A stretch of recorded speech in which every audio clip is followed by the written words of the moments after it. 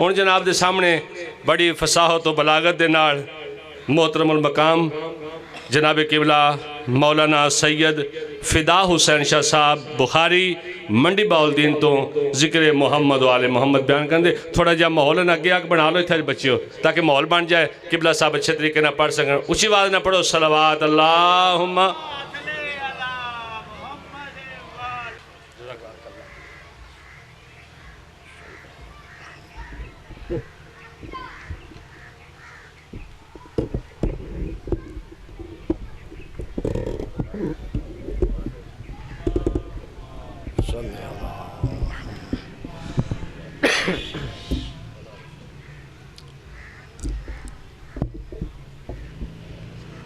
رحم اللہ من کر الفاتحہ. بسم اللہ الرحمن الرحیم.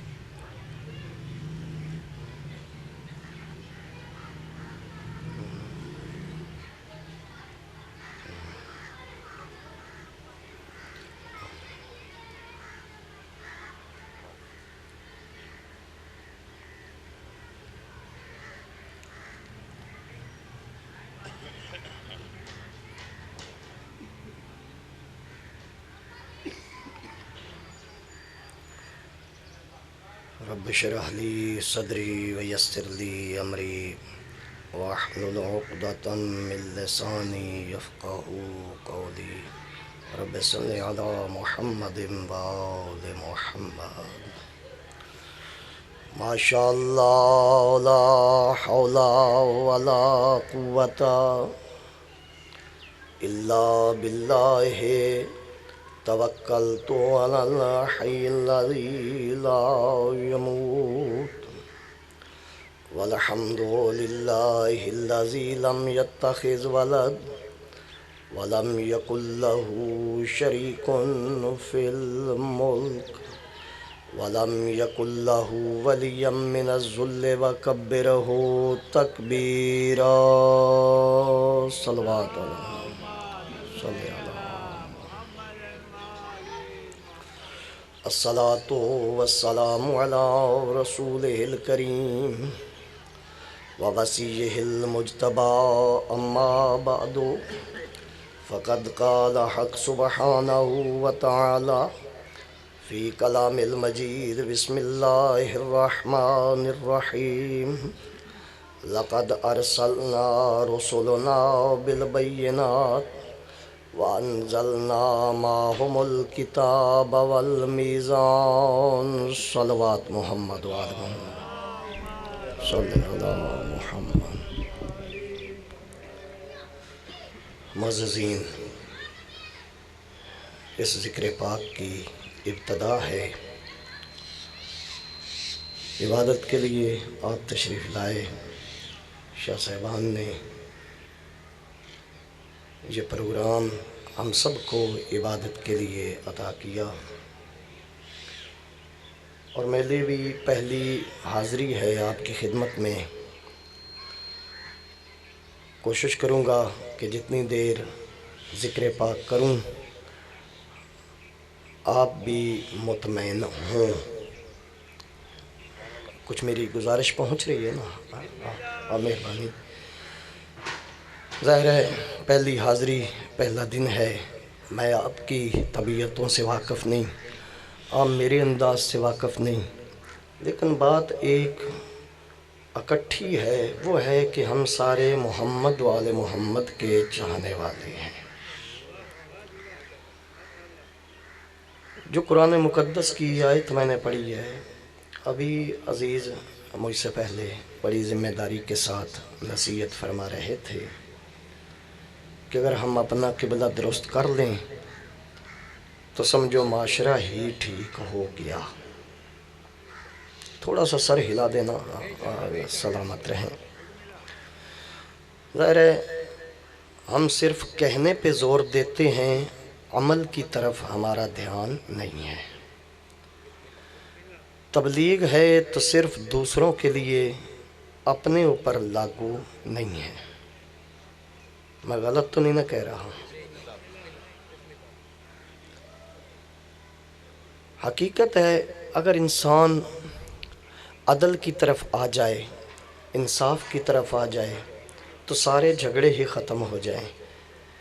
عدل انصاف ہم نے رکھا ہوا ہے دوسروں کے لیے، جب کوئی بات آ جائے تو فوراً ہم دوسرے پہ تھوپیں گے کہ دیکھو عدل نہیں کر رہا، حالانکہ قرآن نے کتنا زور دیا اس پہ، بلکہ اللہ نے قرآن میں فرمایا لَقَدْ أَرْسَلْنَا رُسُلَنَا بِالْبَيِّنَاتِ، بے شک ہم نے رسولوں کو نشانیاں دے کے بھیجا، وَأَنزَلْنَا مَعَهُمُ الْكِتَابَ وَالْمِيزَانَ، اور ہم نے رسولوں کے ساتھ کتاب بھی نازل کی اور میزان بھی نازل کیا کیوں؟ اب اس بات کو سمجھنا، کیا کیوں؟ لِيَقُومَ النَّاسُ بِالْقِسْطِ، تاکہ انسانیت عدل پہ آ جائے، ظالم نہ بنے۔ سدا سلامت رہیں۔ جو دوست بیٹھے ہیں نا، انہی تک میری گزارش پہنچ گئی تو میرے لیے کافی ہے، اس عبادت میں شامل ہو گیا کہ انسانیت کو عدل پہ لانے کے لیے اللہ نے رسولوں کو بھیجا، انسانیت کو عدل پہ لانے کے لیے اللہ نے رسولوں کو کتابیں دے کے بھیجا، میزان دے کے بھیجا، تاکہ سارے انسان عدل پہ آ جائیں۔ تو دیکھیں 1,24,000 انبیاء کو اللہ نے بھیجا، تو ان کے ساتھ یہ مقصد نازل کر دیا، یہ مقصد بھیجا ہے۔ باقی مقاصد کے ساتھ ساتھ بہت بڑا مقصد یہ ہے کہ دیکھیں سارے انسانوں کو عدل پہ لانا ہے، نہ کہ ان کو ظالم بنانا ہے۔ سارے انسان عدل پہ آ جائیں، نبیوں کا مقصد یہی ہے۔ لَقَدْ أَرْسَلْنَا رُسُلَنَا بِالْبَيِّنَاتِ وَأَنزَلْنَا مَعَهُمُ الْكِتَابَ وَالْمِيزَانَ لِيَقُومَ النَّاسُ بِالْقِسْطِ، تاکہ انسان عدل پہ آ جائیں۔ تو انسانوں کو عدل پہ لانے کے لیے اللہ نے انبیاء کا سلسلہ بھیجا، اور پھر جو آخری نبی کو اللہ نے کتاب دے کے بھیجی نا، انشاءاللہ بات آسان ہو جائے گی۔ تھوڑی طبیعت آپ میرے ساتھ ملانا، اور میں گھبرانے والا نہیں ہوں، بے شک آپ نہ بولیں۔ بفضل خدا میرا سٹیمنا ہے 3 گھنٹے ممبر پہ بولنا، مجھے ایسی ٹینشن کوئی نہیں۔ ملک سے باہر بھی مالک نے مجھے کئی مواقع دیے ہیں، کئی بار میں سال میں 1-2 بار چکر لگا کے آتا ہوں، تو وہ کوئی مسئلہ نہیں۔ آپ یہ گزارش ہے کہ توجہات مجھے چاہیے، انشاءاللہ میں جو معافی ضمیر ہے وہ پہنچانا ہے۔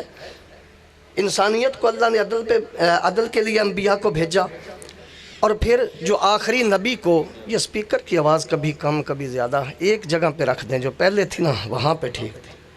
اب مجھے تو نہیں اچھی لگی، شاید آپ تک صحیح آواز پہنچ رہی ہو۔ اچھا چلو۔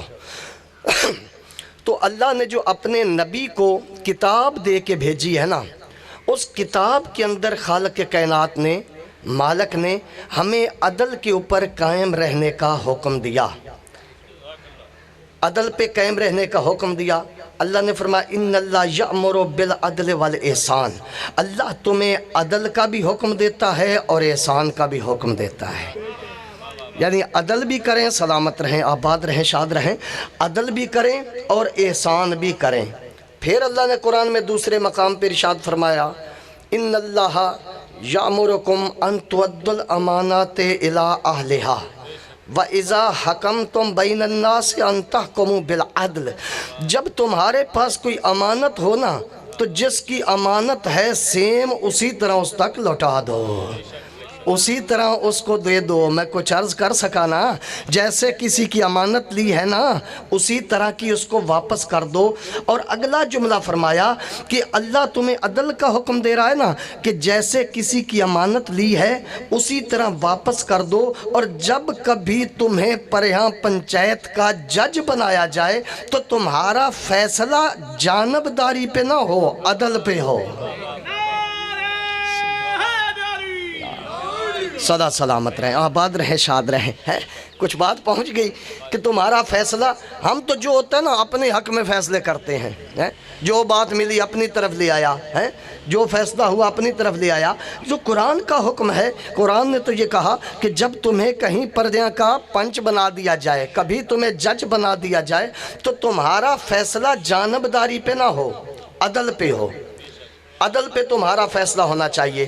اور پھر اللہ نے قرآن میں ارشاد فرمایا اتامرون الناس بالبر وتنسون انفسکم، بھائی جی آپ کی بات، اتامرون الناس بالبر وتنسون انفسکم، ارے کیسے تم انسان ہو دوسروں کو نصیحت کرتے ہو اپنے آپ کو بھول جاتے ہو۔ دوسروں کو تو نصیحت ہے، اپنے لیے نہیں ہے۔ دوسروں کو نصیحت کرنی ہے، اپنے کو نصیحت نہیں ہے۔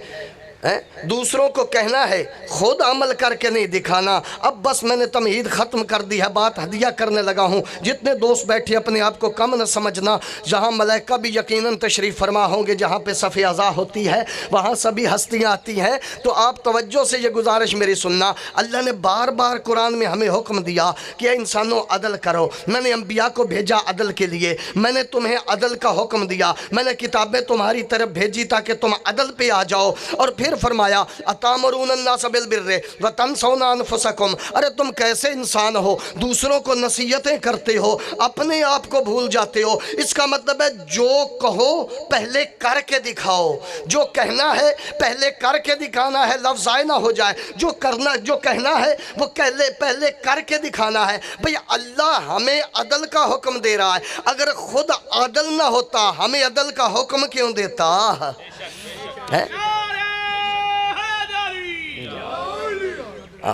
اللہ اگر خود عادل نہ ہوتا، اللہ صلی، تو ہمیں عدل کا حکم کیوں دیتا؟ اسی لیے تو اصول دین میں دوسرا عدل ہے، توحید کے بعد عدل ہے۔ اللہ عادل ہے، اللہ نے ہمیں عدل کا حکم دیا ہے تو یقیناً خود عدل کرتا ہے۔ اچھا عدل کہتے کسے ہیں؟ عدل ہے کیا؟ وضع الشیء فی محلہ فہو عدل، شے کو اس کے جائز مقام پہ رکھنا یہ ہے عدل۔ کوئی بھی شے ہے، کوئی بھی چیز ہے، اس کا جو جائز مقام ہے اس کو اس مقام پہ رکھنا یہ ہے عدل۔ اور کسی شے کو اس کے مقام سے ہٹا کے رکھنا یہ ہو جائے گا ظلم۔ عدل کیا ہے؟ شے کو اس کے جائز مقام پہ رکھا جائے، اور ظلم کیا ہے؟ شے کو جائز مقام سے ہٹا کے رکھا جائے۔ مجھے سمجھانا نہیں آیا، دیکھیے یہ امامہ ہے نا، اس کا مقام سر ہے، اس کو اٹھا کے پاؤں پہ رکھ لینا یہ ظلم ہوگا۔ جوتی کا مقام پاؤں ہے، اس کو اٹھا کے سر پہ رکھ لینا یہ ظلم ہو جائے گا، عدل کے خلاف ہے۔ تو عدل کا تقاضا یہ ہے جو شے جس مقام کے اہل ہے اس کو وہاں پہ رکھا جائے۔ اب چھوٹے عہدے سے لے کر بڑے عہدے تک انسانوں کو صحیح مقام پہ بٹھایا تو یہ عدل ہوگا، اور اگر صحیح مقام سے ہٹا کے رکھا تو یہ ظلم ہو جائے گا۔ میں تو یہی کہوں گا کہ جو ممبر کے اہل ہے اس کو ممبر پہ بٹھانا چاہیے، اور جو کپڑے بننے والا ہے اسے پھر کھڈی پہ ہی بٹھانا چاہیے۔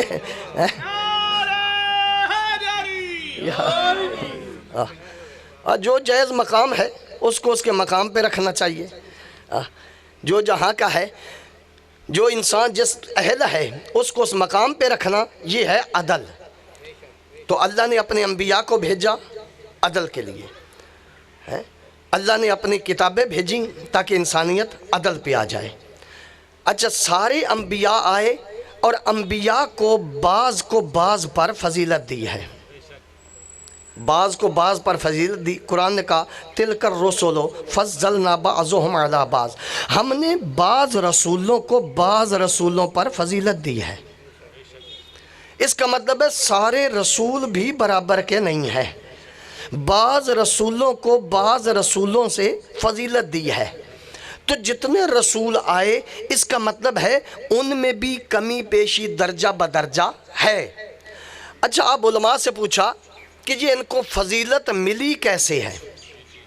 انبیاء کو اللہ نے جو مقام دیے بعض کو بعض سے بلندیاں، تو اس کا پیمانہ کیا ہے؟ کیسے ناپا جائے کہ اس نبی کو اتنے درجے کی نبوت ملی، فلاں نبی کو اتنے درجے کی، مثلا آدم علیہ السلام کو اتنے درجے کی نبوت ملی، نوح علیہ السلام کو اتنے درجے کی نبوت ملی۔ اس کا پیمانہ کیا ہے؟ بخار ناپنے کے لیے وہ پیمانہ ہے، اسی طرح کوئی چیز ناپ تول کرنا ہو تو اس کے پیمانے موجود ہیں۔ اب انبیاء کو جو فضیلت ملی ہے اس کا پیمانہ کیا ہے؟ تو ایک حدیث پاک علماء نے بیان فرمائی، چھٹے امام سے ارشاد ہے کہ خالق کے کائنات نے نبیوں کو جو فضیلتیں عطا کی ہیں وہ یہی فضیلتیں ان کو ایک دوسرے سے بلندیاں اس انداز میں ملی ہیں کہ میری دادی سیدہ کے نور کے سامنے انہیں بٹھا کے ان سے کہا گیا کہ میری دادی کی معرفت حاصل کرو، جس کو جس درجے کی معرفت ہوگی اس کو اس درجے کی بلندی ملتی جائے گی۔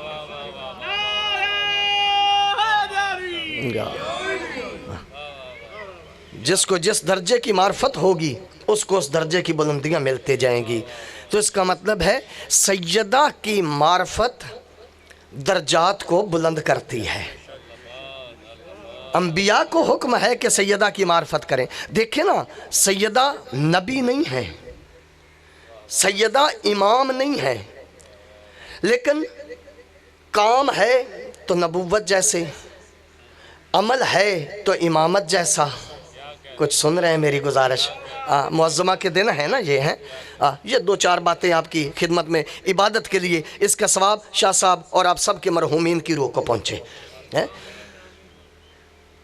تو سیدہ کی معرفت، جتنی معظمہ کی معرفت ہوگی اتنا انسان بلندیوں کی طرف جائے گا۔ آپ نے دیکھا ہے نا، سلیمان نے اپنے آپ کو اس دروازے پہ جھکایا ہے۔ علماء بتاتے ہیں کہ اپنے داڑھی سے جھاڑو دیا ہے، وہ مجاز ہے لیکن مطلب یہ ہے کہ اتنا اپنے آپ کو گرایا کہ وہاں پہ داڑھی کے ساتھ جھاڑو دیا ہے، اور اس کی عظمت یہ مل گئی ہے کہ نبی پاک نے کہا سلیمان میری اہل بیت میں سے ہے۔ اس کا مطلب ہے سیدہ کے دروازے پہ جتنا ہم اپنے آپ کو جھکائیں گے، جتنا اپنے آپ کو گرائیں گے، اتنا خالق کے کائنات درجات بلند کرے گا۔ انبیاء کو فضیلتیں ملی ہیں تو معظمہ کی معرفت سے، صحابہ کرام کو فضیلتیں ملی ہیں تو معظمہ کی معرفت سے۔ اور دیکھو قرآن کی آیت وَالنَّجْمِ إِذَا هَوَىٰ، قسم ہے ستارے کی جب وہ ٹوٹا۔ بارہا آپ نے سنا ہے، میں نے کہا عبادت کے لیے میں بھی عرض کر دوں، قسم ہے اس ستارے کی جب وہ ٹوٹا۔ اچھا، ستارے اور بھی آسمان پہ ہیں، قسم خالق نے اس ٹوٹنے والے ستارے کی اٹھائی ہے۔ اس نے ٹوٹ کے کیا کیا ہے؟ ٹوٹ کے بکھر گیا ہے، کیا کیا ہے؟ اس نے کون سا کام کیا کہ قسم کے لائق ہو گیا؟ اس کو یہ مقام مل گیا۔ بھئی قسم کسی بلند شے کی اٹھائی جاتی ہے نا، کسی اچھی شے کی اٹھائی جاتی ہے، تو اللہ نے ستارے کی قسم اٹھائی، فرمایا مجھے قسم ہے ستارے کی، مجھے قسم ہے اس ستارے کی۔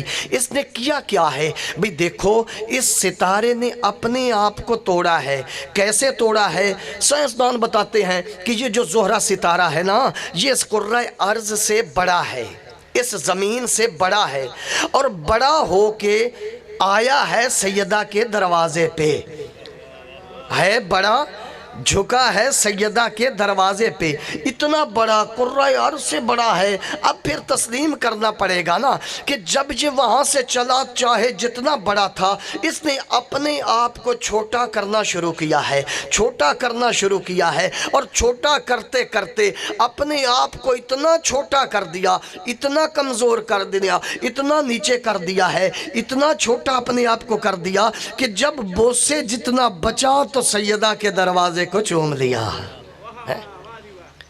جب بوسے جتنا بچ گیا تو پھر اس دروازے پہ جھک گیا۔ تو سیدہ کے در پہ جھکا ہے، بلندیاں اتنی ملی ہیں کہ خالق نے اس کی قسمیں قرآن میں اٹھا دی ہیں۔ اور کیا عظمت ہے معظمہ کی، کیا بلندی ہے معظمہ کی۔ ایک بات آئی ہے سامنے، بنی عباس کا آخری بادشاہ تخت پہ تھا۔ یہ مجلس جڑی ہے نا شروع کرن بڑی اوکھی ہوندی ہے، جتے ہو رہے نا من بڑے بڑے بھی پڑھ لیندے نے، ایتھے آگے جے تھوڑا جہا جڑے وکھرے ہوئے بھی نیڑے آ جاؤ تو بڑی گل ہے۔ مہربانی، کم از کم میں ادھے ہی دھون نہ پھیرنی پوے، سامنے دسدے رہو۔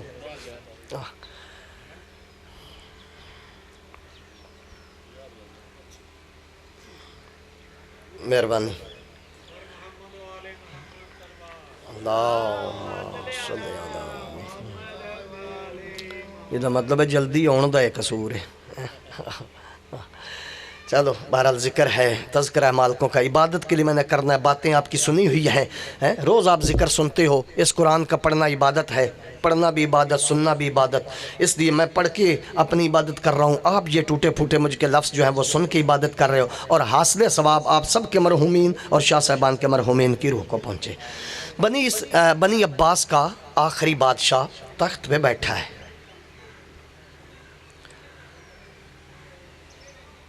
دیکھا کیا اس کے دربار کے مولوی ماشاءاللہ بہترین لنگر کھا رہے ہیں، لنگر لگے ہوئے ہیں، شاہی دربار ہے، لوگ لنگر کھاتے جا رہے ہیں۔ اس کے ذہن میں آیا کہ میں ان مولویوں سے پوچھوں کہ روٹیاں تو بڑی کھاتے ہیں، کچھ کام کاج بھی کرتے ہیں یا نہیں۔ آ گیا ان کے پاس، کہا دیکھو مولویوں مجھے بتاؤ آپ کی نگاہ میں فاطمہ افضل ہے یا مریم افضل ہے؟ سلامت رہیں، آباد رہیں، شاد رہیں۔ فاطمہ افضل ہے یا مریم افضل ہے؟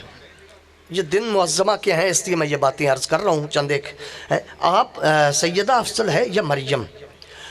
اچھا اب ظاہر ہے بنی عباس کا بادشاہ ہے اور مولوی بھی اس کے درباری ہیں، انہیں پتہ ہے کہ اب اس کو کیسے ڈیل کرنا ہے۔ انہوں نے کہا دیکھیے بادشاہ آپ ہمیں 24 گھنٹوں کی مہلت دیں، 24 گھنٹوں کے بعد ہم آپ کو بتائیں گے کہ کون افضل ہے۔ 24 گھنٹے گزر گئے، 24 گھنٹوں کے بعد اب پھر علماء کرام تشریف لائے، اسی طرح دسترخوان لگا ہوا ہے۔ بادشاہ نے پوچھا کہ ہاں بھائی جواب لائے؟ کہا جناب لائے ہیں جواب۔ صلوات والے محمد کی ذات میں۔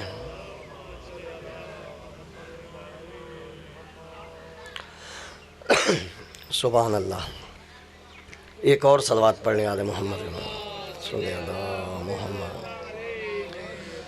ماشاءاللہ سعادات نے مہربانی کی ہے، مجھے ٹائم تھوڑا سا اور عطا کر دیا ہے، تو اب میں آپ کو زحمت دوں گا کچھ اور ٹائم۔ اچھا اب یہ بیٹھے ہیں، بادشاہ آگئے، ہاں بھی مولوی صاحبان جواب لائے ہیں؟ کہا جی لائے ہیں جواب۔ کہا کیا جواب لائے ہیں؟ کہا جواب یہ ہے کہ مریم افضل ہے، فاطمہ کمتر ہے۔ اب بنی عباس کا مولوی ہے، حق بھی تو ادا کرنا ہے نا۔ مریم افضل ہے، فاطمہ کمتر ہے۔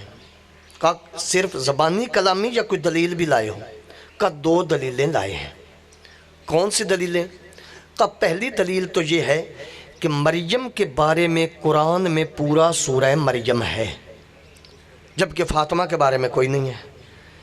اور دوسری بات یہ ہے کہ مریم کو اللہ نے وَطَّہَرَ کے لفظ کے ساتھ طہارت کی سند عطا کی ہے، فاطمہ کے بارے میں کوئی نہیں ہے۔ بادشاہ خوش ہو گیا۔ اچھا بادشاہ خوش ہو گیا، مجمع خاموش ہو گیا، انہی مولویوں میں بیٹھا ہوا ایک اہل بیت کا چاہنے والا بھی تھا، آل محمد کا چاہنے والا، وہ کھڑا ہو گیا۔ اس نے کھڑے ہو کے کہا بادشاہ تیرے یہ مولوی سفید جھوٹ بول رہے ہیں۔ ایڈے مجمع گل کرنی ایڈی سوکھی نہیں ہوندی ہے، ساڈے تو نہیں بولن ہوندا 4 بندیاں وچ باہر، اوے ہوڑی بولیا ہے، کوئی غلطی نہ ہو جائے، کوئی ڈرامہ نہ بن جائے، کوئی کیس نہ ہو جائے ہیں۔ وہ بادشاہ ہے، سامنے اس کے عالم بیٹھے ہوئے اور یہ اکیلا کھڑا ہو گیا ہے، دل گردے دی گل ہے نا۔ کھڑا ہو کے کہنے لگا بادشاہ تیرے یہ مولوی جھوٹ بول رہے ہیں۔ کہا کیا تیرا کیا نظریہ ہے؟ اس نے کہا میرا نظریہ یہ ہے کہ مریم کو فاطمہ سے ایسے نسبت ہے جیسے زمین کو آسمان سے ہے۔ آباد رہیں، شاد رہیں، سلامت رہیں۔ مریم کو فاطمہ سے وہی نسبت ہے جو زمین کو آسمان سے ہے۔ بادشاہ نے تلوار نکال لی، نکال کے سامنے رکھی۔ اس نے کہا اس کی دلیل دو، اگر دلیل نہیں دو گے تو ابھی تیری گردن جدا کر دی جائے گی، ابھی سر تن سے جدا کر دیا جائے گا، دلیل دو۔ انہوں نے تو 24 گھنٹے مانگے تھے نا مولویوں نے۔ یہ علی کا چاہنے والا فوراً بولا، اسی وقت بولا۔ اس نے کہا تمہارے یہ مولوی کہہ رہے ہیں کہ مریم کے بارے میں قرآن میں سورہ مریم ہے، فاطمہ کے بارے میں کوئی سورہ نہیں ہے۔ آپ مجھ سے سن، مریم کے بارے میں تو ایک سورہ مریم ہے نا، فاطمہ کی شان میں 2 سورے ہیں، ایک سورہ حل عطا اور دوسرا سورہ کوثر ہے۔ 2 سورے فاطمہ کی عظمت میں ہیں، ایک سورہ حل عطا اور دوسرا سورہ کوثر ہے۔ اب اگلی بات، اس نے کہا تیرے مولوی کہہ رہے ہیں نا کہ مریم کے بارے میں اللہ نے طاہرہ کے لفظ کے ساتھ مریم کی طہارت کی سند دی ہے، فاطمہ کے بارے میں کوئی نہیں ہے۔ میں تجھے دکھاتا ہوں، مریم کے بارے میں ایک لفظ تیرا ہے اور سیدہ کے بارے میں 2 ہے، وَيُطَاهِرَكُمْ تَطْهِيرًا۔ اللہ اکبر، یا رسول اللہ، سدا آباد رہیں، شاد رہیں۔ سیدہ کے بارے میں 2 لفظ ہے، 2 لفظوں کے ساتھ طہارت کی سند، وَإِنَّمَا يُرِيدُ اللَّهُ لِيُذْهِبَ عَنْكُمُ الرِّجْسَ أَهْلَ الْبَيْتِ وَيُطَهِّرَكُمْ تَطْهِيرًا، 2 لفظوں کے ساتھ ہے۔ اور اگلا جملہ ارشاد فرمایا دیکھو تیرے یہ مولوی ہیں نا، یہ کہہ رہے ہیں کہ مریم افضل ہے، فاطمہ کمتر ہے، مریم افضل ہے، فاطمہ کمتر ہے۔ علی کا چاہنے والا ڈرا نہیں ہے، جوش میں آ کے کہتا ہے بات ادھر نہیں رکی، ابھی آگے بات لے کے چلتے ہیں۔ مریم کا ایک بیٹا عیسیٰ وہ معصوم ہے، مریم کا ایک بیٹا عیسیٰ معصوم ہے، اور فاطمہ کے 11 بیٹے معصوم ہیں۔ فاطمہ کے 11 بیٹے حیدری علی سلامت رہیں۔ مریم کا ایک بیٹا عیسیٰ معصوم ہے، فاطمہ کے 11 بیٹے معصوم ہے۔ اور اگلا جملہ ارشاد فرمایا کہ ابھی بھی تجھے اطمینان نہیں ہے نا، تو پھر اس وقت کا انتظار کر کہ جس دن مریم کا بیٹا بھی آئے گا اور فاطمہ کا بیٹا بھی آئے گا، پھر جب مریم کا بیٹا فاطمہ کے بیٹے کے پیچھے نماز پڑھے گا، اس وقت مریم کے بیٹے سے پوچھنا کہ تیری ماں مریم افضل ہے یا محمد کی بیٹی فاطمہ افضل ہے۔ کیا عظمت ہے معظمہ کی، کیا بلندیاں ہیں۔ ایک سنی عالم کے بارے میں نے سنا ہے، ایک عالم سے وہ بتا رہے تھے کہ ایک سنی عالم سے کسی چاہنے والے نے پوچھا کہ آپ بتائیں فاطمہ افضل ہے یا مریم افضل ہے، فاطمہ افضل ہے یا مریم افضل ہے، آپ بتائیں۔ انہوں نے کہا کہ میرے نزدیک فاطمہ افضل ہے۔ کہا فاطمہ افضل ہے، یہ سنی عالم کی بات وہ کر رہے تھے اور ذمہ دار عالم تھے کہ فاطمہ افضل ہے۔ کہا کوئی دلیل دیں؟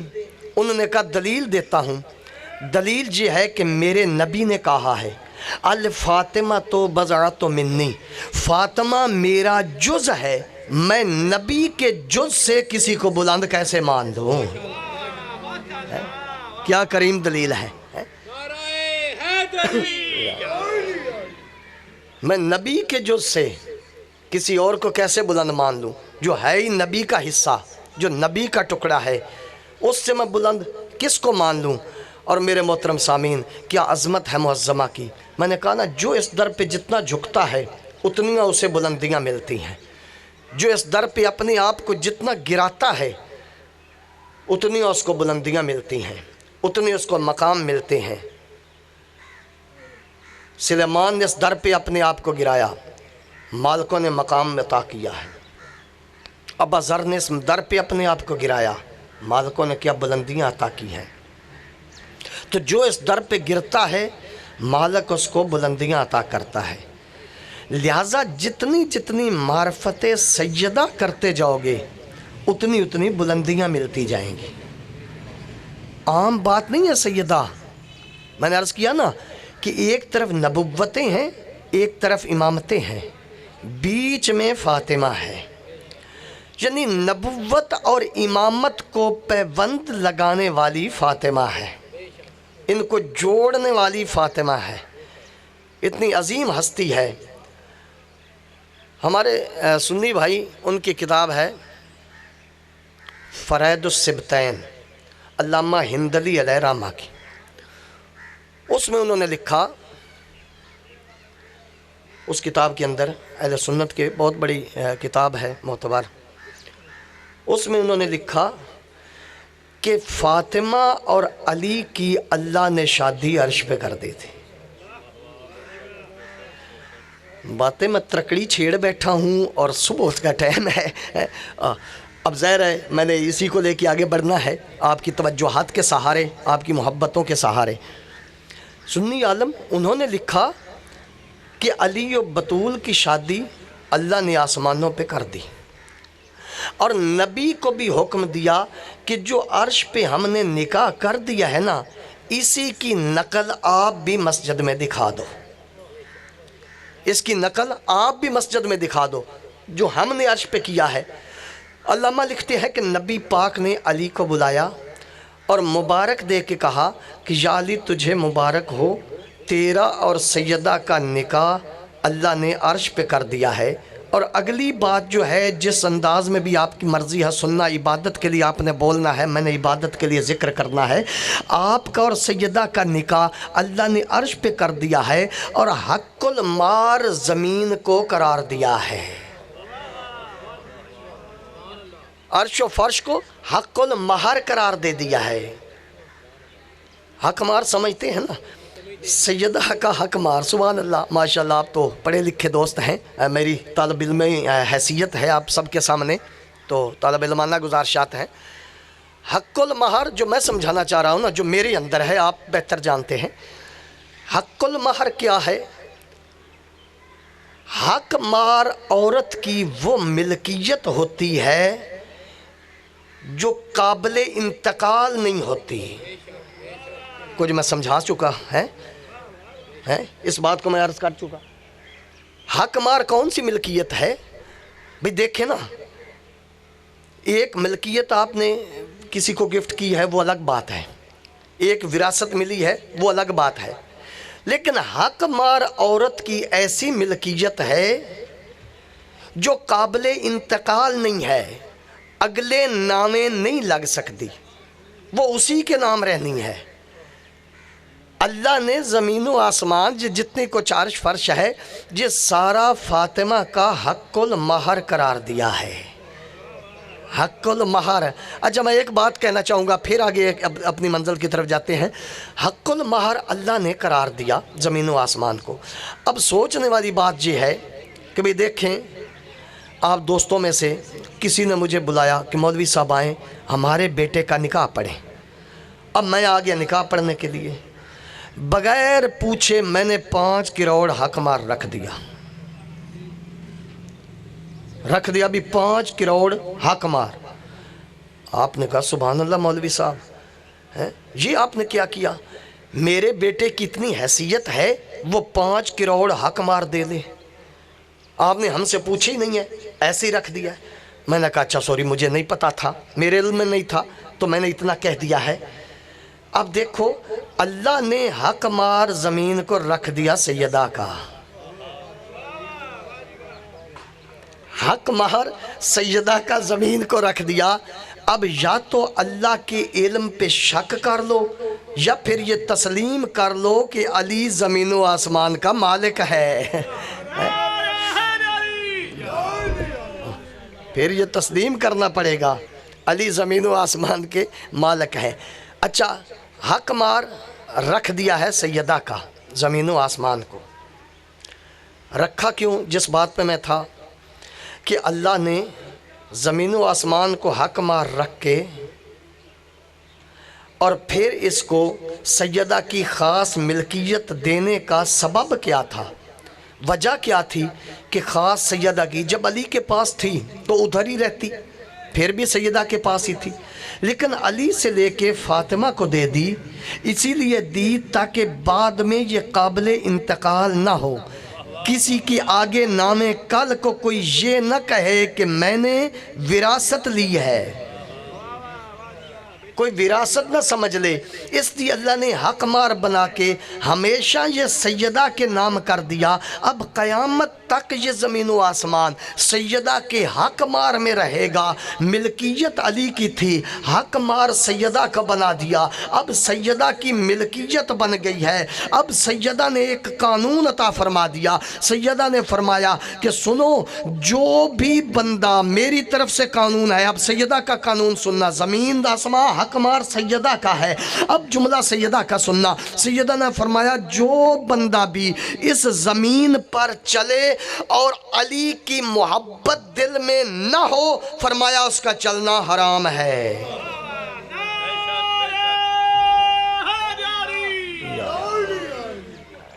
آباد رہیں، شاد رہیں۔ اس لیے کہ حق مار معظمہ کا قابل انتقال یہ نہیں ہے۔ اب جو بھی اس زمین پہ چلے گا، جہاں بھی چلے گا، یہ نہیں ہے کہ یہ موجیاں والے والی جو ہے زمین ہے یہی ہے، نہیں، کائنات کی جہاں بھی زمین ہے، چاہے کعبہ والی زمین ہو، جو بھی وہاں پہ چلے گا، اگر علی کا بغض دل میں ہے، محبت نہیں ہے، تو پھر اس کا وہاں چلنا حرام ہے۔ اگر زمین پہ چلنا حلال بنانا چاہتے ہو تو پھر علی کی محبت دل میں رکھنا، علی سے پیار دل میں رکھنا۔ یہ سیدہ نے دستور دیا ہے، معظمہ نے دستور دیا ہے، معظمہ نے قانون دیا ہے۔ اور میرے دوستو، اس معظمہ کو 3 کام بڑے پسند تھے، 3 شیئیں بڑی پسند تھی۔ معظمہ نے خود فرمایا 3 چیزوں سے مجھے محبت ہے۔ کون کون سی 3 چیزیں؟ فرمایا پہلی چیز تلاوت قرآن پاک۔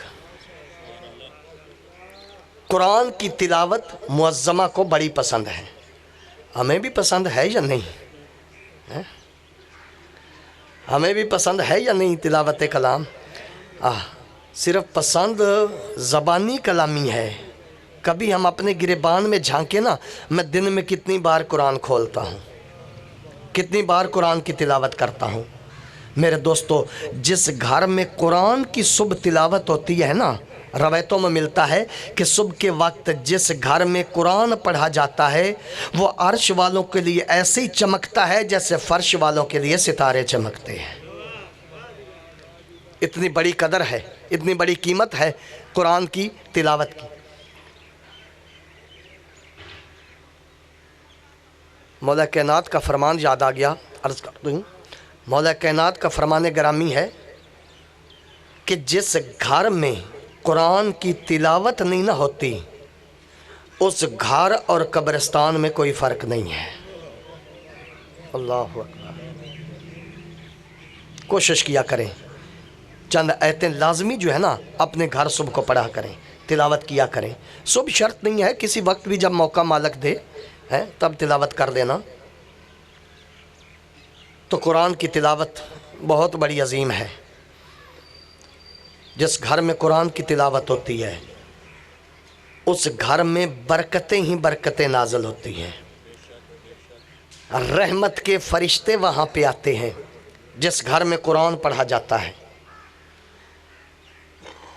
اور میرے دوستو، سیدہ کو اتنی محبت ہے قرآن سے، فرمایا مجھے 3 چیزوں سے سب سے زیادہ محبت ہے، جن میں سے پہلی ہے قرآن۔ قرآن سے معظمہ کو محبت۔ اور دوسری شے، فرمایا دوسری شے ہے مجھے اپنے بابا کی زیارت۔ نبی پاک کے چہرے کی زیارت معظمہ کو بڑی پسند ہے۔ جو معظمہ کو پسند ہے ہمیں بھی وہ چیزیں پسند کرنی چاہیے نا، ہم انہی کے غلام ہیں نا، انہی کے نوکر ہیں۔ سیدہ کو قرآن کی تلاوت پسند، اپنے بابا کے چہرے کی زیارت پسند ہے۔ اور کیا عظمت ہے سید الانبیاء کی، کیا کریمی ہے سید الانبیاء کی کہ صبح اٹھتے ہی زندگی کے آخری 6 ماہ زندگی کے نبی پاک صبح اٹھتے ہی سب سے پہلے فاطمہ کے دروازے پہ آتے اور انما یرید اللہ کی آیت کی تلاوت کرتے کہ بیٹی کو باپ کے چہرے کی مشتاق ہے نا بیٹی ہے، اس لیے بابا خود کرم فرماتے دروازے پہ آ جاتے اپنی زیارت کروانے کے لیے، ان ماں کی تلاوت کرتے، معظمہ اپنے بابا کی زیارت کرتی۔ تو سیدہ کو دو چیزیں یہ پسند، ایک قرآن کی تلاوت، دوسرا اپنے بابا کی زیارت، اور تیسری شے جو سیدہ کو پسند ہے انفاق فی سبیل اللہ، اللہ کی راہ میں خرچ کرنا، اللہ کی راہ میں دینا، اللہ کی راہ میں عطا کرنا، یہ سیدہ کو پسند ہے۔ کیا عظمت ہے معظمہ کی، چونکہ یہ واقعات جو ہے نا ہمارے لیے اہل بیت نے کر کے دکھا، ہمارے لیے نمونہ عمل ہے نا، ہمیں سبق ہے کہ آپ ہماری لائن پہ چلتی آنا، ہمارے نقش قدم پہ چلتی آنا، ہمارے پیچھے پیچھے چلتی آنا۔ اہل بیت کو انفاق فی سبیل اللہ سیدہ کو پسند ہے تو پھر ہمیں بھی پسند ہونا چاہیے۔ اپنے مومن بھائی کے اوپر اپنی جیب اسی طرح رکھنی چاہیے جس طرح اپنے اوپر ہے۔ اب میں مولوی ہوں نا، کہہ رہا ہوں لیکن عمل ہمارے اندر ہے ہی نہیں ہے۔ ہم دنیا میں اس طرح کے آگے ہوئے نا، دنیا میں ایسے ہم گھس گئے ہوئے ہیں کہ ہمیں حقیقتیں یاد ہی نہیں ہیں۔ ہم آئے کس لیے تھے، ہمارے دنیا پہ آنے کا مقصد کیا تھا؟ اللہ نے تو قرآن میں فرمایا ہے وَمَا خَلَقْتُ الْجِنَّ وَالْإِنسَ إِلَّا لِيَعْبُدُونَ، میں نے جنوں انسانوں کو بنایا ہی عبادت کے لیے۔ اور ہم آ کے کس طرف چل پڑے ہیں؟ عبادت کا نام ہی نہیں ہے۔ عبادت کرنی تو دور کی بات، عبادت کا نام لینا بھی پسند نہیں ہے۔ اچھا عبادت ہے کیا؟ چلو اب بات یہ سامنے آ گئی ہے، تھوڑی دیر اس پہ میں بحث کر دوں۔ عبادت نام کس کا ہے؟ کیا صرف مجلس سن لینا ہی عبادت ہے؟ یا صرف نماز پڑھ لینا ہی عبادت ہے؟ کچھ میں عرض کر رہا ہوں، اب میں تھڑکیاں یا گلا نہیں کر رہا، پورے وثوق کے ساتھ میں باتیں کر رہا ہوں۔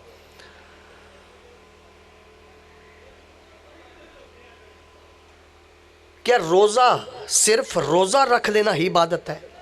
نہیں بھائی، ان کو یہ کہہ سکتے ہیں کہ نماز بھی عبادت ہے، مجلس بھی عبادت ہے، روزہ بھی عبادت ہے، یہ ساری چیزیں عبادت ہیں۔ بھی یہ ساری چیزیں عبادت ہیں نا، قرآن نے تو کہا ہوا ہے وَمَا خَلَقْتُ الْجِنَّ وَالْإِنسَ إِلَّا لِيَعْبُدُونَ، میں نے جنوں انسانوں کو بنایا ہی عبادت کے لیے۔ اس کا مطلب ہے اس انسان نے 24 گھنٹے کرنی ہی عبادت ہے، اور کچھ اس نے کرنی نہیں ہے۔ اب نہ تو 24 گھنٹے روزے سے رہ سکتا ہے، نہ یہ 24 گھنٹے مصلی پہ رہ سکتا ہے، نہ 24 گھنٹے یہ حج پہ گیا رہے وہیں پہ رہے، نہیں۔ 24 گھنٹے قرآن کی آیت کہہ رہی ہے اس نے عبادت کرنی ہے۔ وَمَا خَلَقْتُ الْجِنَّ وَالْإِنسَ إِلَّا لِيَعْبُدُونَ، میں نے جنوں انسانوں کو بنایا ہی عبادت کے لیے ہے۔ تو اس کا مطلب ہے اس انسان اور جن نے کام ہی ایک کرنا ہے، وہ ہے عبادت۔ اب عبادت کیا ہے؟ عبادت نام کس کا ہے؟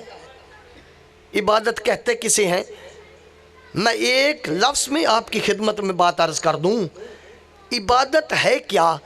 اپنی زندگی کو اگر ہم اللہ کی مرضی سے گزاریں گے تو عبادت میں گزرے گی، اپنی مرضی سے گزاریں گے تو ضلالت میں گزرے گی۔ اللہ نے کہا نماز پڑھو تو نماز پڑھو، اللہ نے کہا مجلس سنو تو مجلس سنو، اللہ نے کہا روزہ رکھ تو روزہ رکھو، ہے اللہ کی مرضی کے ساتھ اپنے آپ کو چلاتا جاؤں تو پھر میری یہ زندگی عبادت میں گزرے گی۔ اور اگر اللہ کی مرضی سے ہٹ کے گزارا تو پھر گمراہیوں میں، ضلالتوں میں یہ میری زندگی گزرے گی۔ اللہ کی عبادت 24 گھنٹے سے انسان نے کرنی ہے۔ اب یہ 24 گھنٹے جو انسان کیسے گزارے، کس انداز میں گزارے، بس اب میں آپ کی زحمتیں قریب لے آیا ہوں، ختم کرنا چاہ رہا ہوں، بات قریب لے آیا ہوں۔ اب یہ انسان 24 گھنٹے کیسے گزارے؟ رات بھی ہے، دن بھی ہے، اس نے آرام بھی کرنا ہے، یہ آرام کا وقت عبادت میں کیسے گزارے؟ رات کو کیسے عبادت میں گزارے؟ دن تو ہو گیا چلو عبادت کر لے گا، اب رات تو سونا ہے۔ ڈاکٹر حضرات کہتے ہیں کہ ایک بندہ 24 گھنٹوں میں 8 گھنٹے نہیں سوتا تو یقیناً किसी न किसी बीमारी में मुब्तला है, तो इस बदन के लिए 8 घंटे राहत आराम ज़रूरी है। अब वो 8 घंटे इबादत में कैसे गुजारे? अब ये मेरी बात पहुंच गई तो मैं समझूंगा कि मेरी मेहनत मुकम्मल हो गई। ये 8 घंटे कैसे गुजारनी है, वाजिबात से मैं हट के बात करने लगा हूँ जी। 8 घंटे, अब रात को सोना है। अब सोने के वक्त न तो सोते में इंसान ज़कात दे सकता है, न सोते में इंसान नमाज पढ़ सकता है, न सोते में और किसी हमसायों की, अजीज़ों की खिदमत कर सकता है। अब वो सोने वाला वक्त कैसे इबादत में गुजारें? वो जो 8 घंटे हमने सोना है, अब आते हैं नबी पाक की खिदमत में। अल्लाह के रसूल की महफ़िल लगी हुई है, सहाबा कराम तशरीफ़ फरमा है। सहाबा कराम के मजमे को मुखातब करके अल्लाह के रसूल ने इरशाद फरमाया कि तुम में से कौन है जो सारी रात अल्लाह की इबादत करता है? काबिल गौर मेरी गुजारिश है तुम में से कौन है जो सारी रात अल्लाह की इबादत करता है? अब सारे एक दूसरे का मुंह देखने लगे कि कौन है जो सारी रात अल्लाह की इबादत करता है। बस कोई भी नहीं खड़ा हुआ, सुलेमान फ़ारसी खड़े हो गए और खड़े हो के अर्ज़ किया ना, या रसूल अल्लाह, अल्लाह के रसूल, मैं हूँ वो जो सारी रात अल्लाह की इबादत करता हूँ। अल्लाह के रसूल ने कहा सुलेमान बैठ जाओ। सुलेमान बैठ गए। अल्लाह के रसूल ने दूसरा जुमला इरशाद फरमाया कि तुम में से कौन है जो सारी रात कुरान की तिलावत करता रहता है? अब फिर सारे खामोश बैठे रहे। वही खड़ा हुआ जिसकी दाढ़ी में सैयदा के दर की खाक थी। या अली, सलामत रहे, आबाद रहे, शाद रहे। वही सुलेमान फ़ारसी खड़े हो गए। अर्ज़ किया, या रसूल अल्लाह, मैं हूँ जो सारी रात कुरान की तिलावत करता हूँ। अल्लाह के रसूल ने कहा बैठ जा। मुमकिन है कि अल्लाह के रसूल अभी कोई और भी सवाल आगे करते, कोई और भी बात पूछते, किसी करीबी साथी से रहा ना गया। वो खड़ा हो गया, खड़ा होकर कहने लगा, या रसूल अल्लाह, ये बूढ़ा आपकी महफिल में झूठ बोल रहा है। मेरे सामने सोया हुआ होता है, यहाँ बड़ी फड़े मार रहा है, मैं सारी रात इबादत करता हूँ, मैं सारी रात कुरान की तिलावत करता हूँ, मैं इसे देखता हूँ ये सोया हुआ होता है। अल्लाह के रसूल तो जानते थे ना, है हम सब तक ये बात पहुँचाने के लिए फरमाया, सुलेमान आप ही बताओ कि सारी रात कैसे इबादत करते हो, सारी रात कुरान की तिलावत कैसे करते हो? मैं आपको हल दे रहा हूँ कुरान की इस आयत पे अमल करने का, कि कुरान की इस आयत पे अमल कैसे हो। जो कुरान कह रहा है ना कि जिन्नो इंसान ने 24 घंटे अल्लाह की इबादत करनी है, अब कैसे इस आयत पे अमल हो? अब जब सुलेमान से कहा ना, सुलेमान तुम ही बताओ कि तुम सारी रात कैसे अल्लाह की इबादत करते हो, कैसे अल्लाह का कुरान तिलावत करते रहते हो? उस वक्त सुलेमान ने अर्ज़ किया, या रसूल अल्लाह, आप बेहतर जानते हैं। कहा हम जानते हैं, लेकिन तू ज़रा बता दे। कहा पूछे सवाल। उसने पूछा सवाल कि सुलेमान तुम सारी रात कैसे अल्लाह की इबादत करते हो? सुलेमान ने कहा, मैं इस तरह इबादत अल्लाह की करता हूँ कि मेरे नबी ने पिछले जुमा के खुतबा में इरशाद फरमाया था कि जो बंदा रात को सोने से पहले वुज़ू कर लेगा, सारी रात नींद अपनी पूरी करेगा, इबादत अल्लाह की होती रहेगी। सदा सलामत रहे या रसूल अल्लाह। आबाद रहे शाह, जिंदाबाद, मुर्दाबाद। अल्लाहुम्मा सल्ली अला मुहम्मद व आले मुहम्मद। कुछ लुत्फ़ आया? अब रात देखे ना हमने इबादत में कैसे गुजारनी है, कोई मुश्किल काम नहीं है वुज़ू कर देना है। 2-4 मिनट लग जाएं, वुज़ू करके बिस्तर पे सो जाओ। वुज़ू करके सो जाओगे तो वो जितनी देर तुम रात को सोए हो ना, वो तुम्हारा सोना इबादत शुमार होगा। देखिए दीन मुश्किल नहीं है, दीन आसान है। वाजिबात अदा करें, मुहर्रमात से बचें, उससे हट के बाकी कैसे ज़िंदगी गुजारनी है, उसके लिए ये जो नमूने अहले बैत अतहार ने अता किए हैं ना, हमें उन पे कारबंद होके चलना चाहिए, तो हमारा ये वक्त इबादत में गुजरेगा। तो कहा अच्छा ये तो हो गया, तू सारी रात इबादत करता है, वुज़ू कर लेता है, सारी रात इबादत होगी। अब तू सारी रात कुरान की तिलावत कैसे करता है? लुत्फ़ लोगे ना, सारी रात कोई चाहते हो ना कि सारी रात कुरान की तिलावत हो? सैयदा को पसंद है ना कुरान की तिलावत, सैयदा ने कहा 3 चीज़ें मुझे पसंद हैं सबसे ज़्यादा, उनमें से पहली चीज़ है कुरान मुकद्दस की तिलावत। तो हमें भी वो पसंद करनी चाहिए ना। अब सारी रात कुरान की कैसे तिलावत हो? सुलेमान से पूछा, सुलेमान बताएं तुमने जो दावा किया है कि मैं सारी रात कुरान की तिलावत करता रहता हूँ, कैसे कुरान की तिलावत करते हो? तो सुलेमान मुस्करा के अर्ज़ करते हैं, या रसूल अल्लाह, आप ही ने तो इरशाद फरमाया था कि जो रात को बिस्तर पे लेट के सोते सोते 1 बार सूरतुल हम्द और 3 बार सूरह इखलास की तिलावत कर लेगा, सारी रात नींद अपनी पूरी करेगा, कुरान अल्लाह का पढ़ा जाता रहेगा। सदा आबाद रहें, सदा शाद रहें। छोटा सा काम है, तकरीबन हर बंदे को आती है सूरह हम्द, और हर बंदे को कुल हुवल्लाहु अहद जो है ये भी आती है सूरह, सूरह इखलास। बिस्तर पे लेटा है, जहां दुनिया के दूसरे ख्यालात आते हैं, दिन भर की उलझनों को सोचता है, इधर उधर की बातें सोचता है, वहां अगर कुरान की ये तिलावत करता रहे, सूरह अल-हम्द की तिलावत 1 बार कर ले, अल्हम्दुलिल्लाह की 1 बार, और 3 बार कुल हुवल्लाहु अहद की तिलावत कर ले, अगर बाकी भी सूरतें आती हैं तो कोई जुर्म नहीं उनका भी पढ़ना है। ये 3 काम ये काम कर ले, 1 बार सूरह अल-हम्द और 3 बार सूरह इखलास, तो नबी पाक के फरमान के मुताबिक और सुलेमान ने अमल करके दिखाने के मुताबिक इंसान ऐसे है कि जैसे सारी रात कुरान पढ़ा है। अच्छा, अब रात का बंदोबस्त हो गया, आयत 24 घंटे कह रही अल्लाह की इबादत करो। अब दिन को कैसे इबादत में गुजारें? काबिल गौर मेरी गुजारिश, ज़हमत माफ़ अगर दिल पे बातें बोझल बन रही हो, तो मैंने इबादत के लिए अर्ज़ करनी, आपने इबादत के लिए सुननी है। इस पे अमल करोगे तो आप सबको भी सवाब, और शाह साहबान जो इस ज़िक्र का सबब बन रहे हैं ना, इनके मरहूमीन को भी और इनको भी इसका सवाब मिलेगा। मेरे मोहतरम सामीन, अब दिन जो है उसको कैसे इबादत में गुजारें? रात हमने गुजार ली, अब सुबह हुई, वाजिबात अदा किए हैं, मैं कहूँगा नाश्ते पे बैठे हैं, अब नाश्ता सामने आया है, वो जितनी देर खाना खाना है उस टाइम ना तो रोज़ा रख सकता है, ना खाने वाले वक्त में नमाज पढ़ सकता है, पढ़ लेंदे हो है न बंदा खाना खाने के दौरान नमाज पढ़ सकता है। नमाज पढ़ते हुए खाना खाना जो है ना वो फ़िक़्ह में मना है। अच्छा, अब इंसान वो जितनी देर खाना 10 मिनट 20 मिनट 15 मिनट जो उसकी रूटीन है वो लगाता है, उस वक्त को कैसे इबादत में गुजारें? वो जो टाइम हमने लगाना है ना नाश्ते पे या दोपहर के खाने पे, शाम के खाने पे, वो वक्त हम कैसे इबादत में गुजारें? मुकम्मल कुरान और हदीस की मुझे सपोर्ट है, तब मैं ये बातें अर्ज़ कर रहा हूँ। वो वक्त हम इबादत में कैसे गुजारें? जिस वक्त हम खाना खा रहे हैं, अब आए मोहम्मद व आले मोहम्मद के दर से जो नतीजे मिले हैं आपके सामने रखने लगा हूँ कि जो बंदा खाना खाने बैठे, अब उस वक्त को कैसे इबादत में गुजारें? तो इमाम तहार ने इरशाद फरमाया कि जब तुम खाना खाने बैठो, सामने सबसे पहले तो देखो लुक़मा हलाल हो, लुक़मा हराम ना हो। दूसरा, बिस्मिल्लाह पढ़ के खाना। और अगली बात जो मैं अर्ज़ करना चाह रहा हूँ, बिस्मिल्लाह पढ़ के खाना और नियत ये करना कि ये जो ग़िज़ा मैं खा रहा हूँ इससे मालिक मुझे ताकत देगा, मैं अल्लाह की इबादत करूँगा।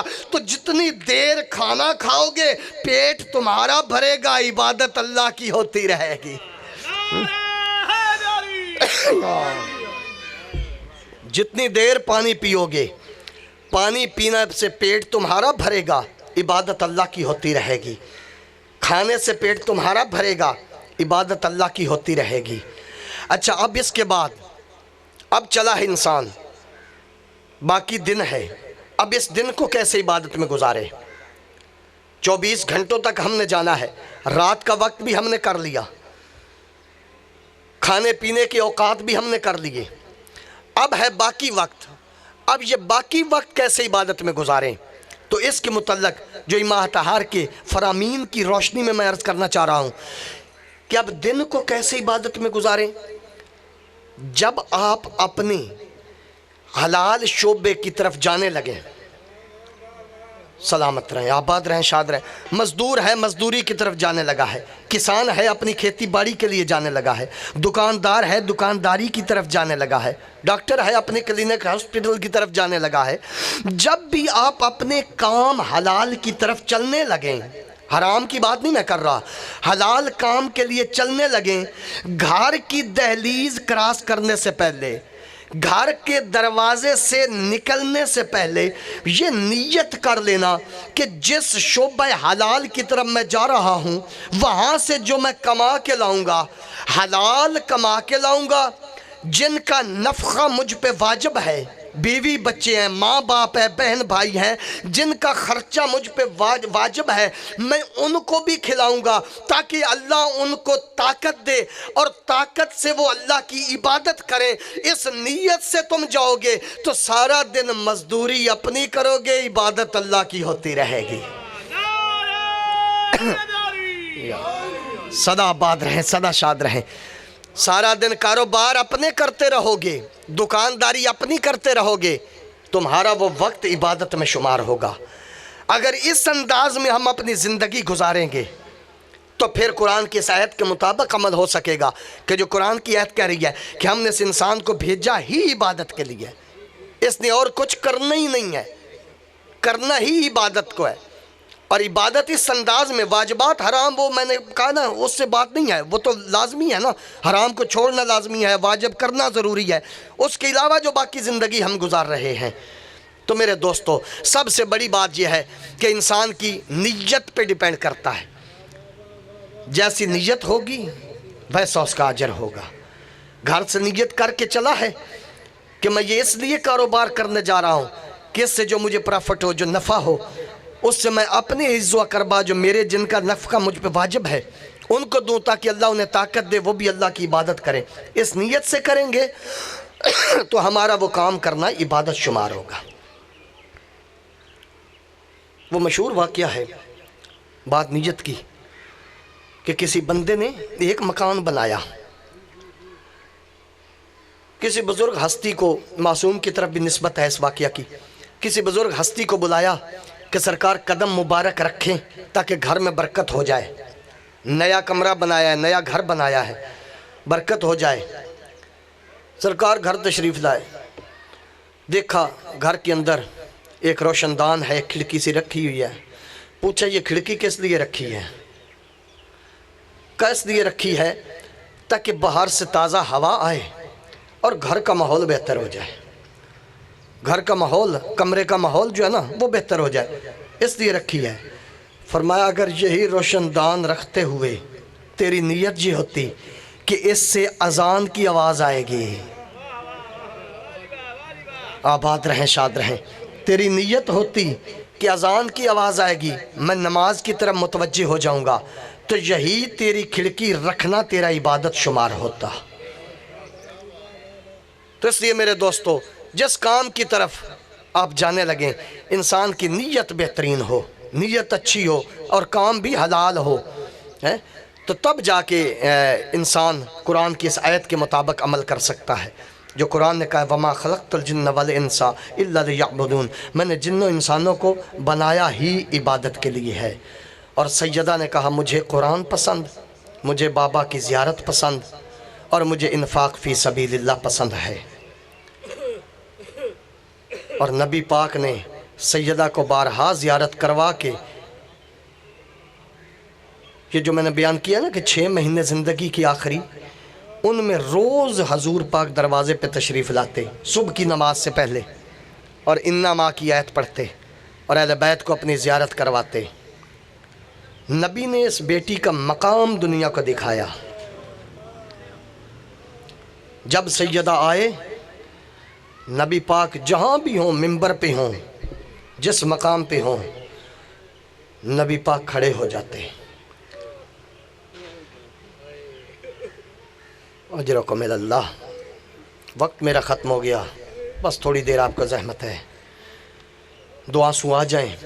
مجھے پڑھنا نہیں آتا، آپ کو سننا آتا ہے، آپ نے عبادت کے لیے سننا ہے۔ جب بھی سیدہ آتی نبی پاک کھڑے ہو جاتے۔ اچھا بزرگ ہستیاں بیٹھے ہو، صرف کھڑے نہ ہوتے بلکہ سیدہ کی طرف چل پڑتے۔ یہ عام بندے کا فعل نہیں ہے، نبی کا فعل ہے۔ نبی کہے کہ ایک فعل سنت بنتا ہے، صرف کھڑے نہیں ہوتے، چل پڑتے۔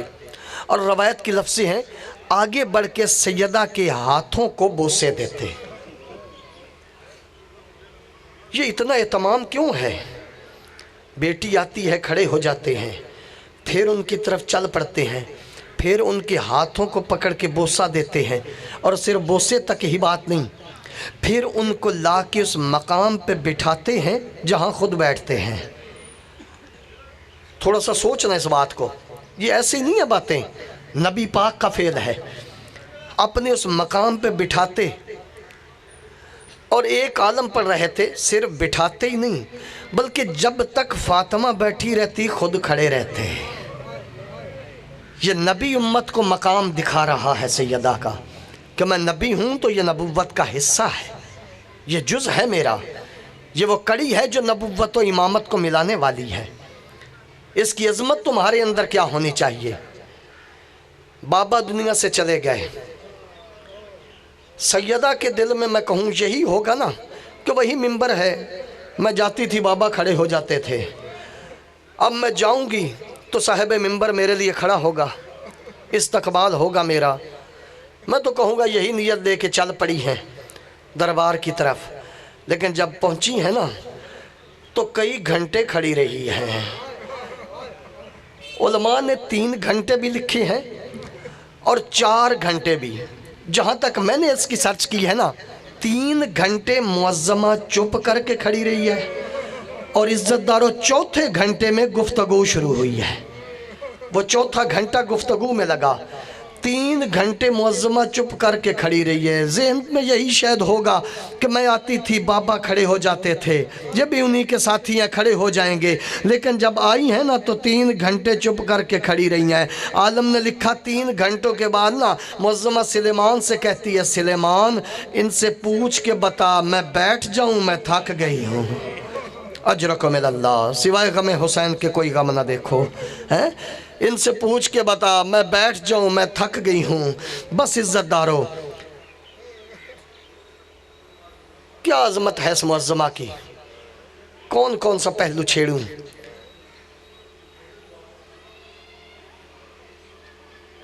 معظمہ اپنے گھر میں ہے، علی شہنشاہ ہے، بات میں نے روکی ہے کسی وجہ سے، آنے والے دوست جو ہیں نا وہ پڑھیں گے، میں ابتدا ہے تو ابتدا میں اتنا ہی اشارہ کافی ہے، باقی دوست آباد سارا دن چونکہ دن ہے معظمہ کا ہے اسی پہ بات کریں گے۔ علی شہنشاہ گھر آئے، سیدہ مصلی پہ ہیں، سیدہ نے آگے بڑھ کے کہا یا علی میں نے ام ایمن سے سنا ہے مدینے کے لوگ آپ کو سلام نہیں کرتے۔